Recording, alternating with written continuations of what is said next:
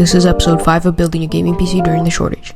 So far we spent $470 for a motherboard, RAM, ATX case, and CPU. Now this probably sounds like a lot to you if you aren't aware of the specs. Watch my other parts of this series to find out what the specs are. Each video is only a minute long, so I'd appreciate if you watched them. Also, keep in mind that I built this PC so that I could handle GPU upgrades and other necessary upgrades in the future. Today's video is going to be about my storage configuration. Really, I haven't been able to find too many good deals on hard drives or SSDs, so I settled for this 120GB SSD for $15. It's made by PNY and I have it running as my boot drive right now. I had a 3TB hard drive that I got for $30, but it ended up being way too loud and you could hear it from a mile away. Right now, I have an external hard drive that has 500GB on it just in case I need the extra storage. But for now, I just downloaded Valorant onto my SSD, and since that's the only game I play, I think I'm good for now. This puts the build cost up to $495. The only thing I need now is a GPU. Stay tuned for tomorrow's episode and don't forget to watch the final video at the end of the series.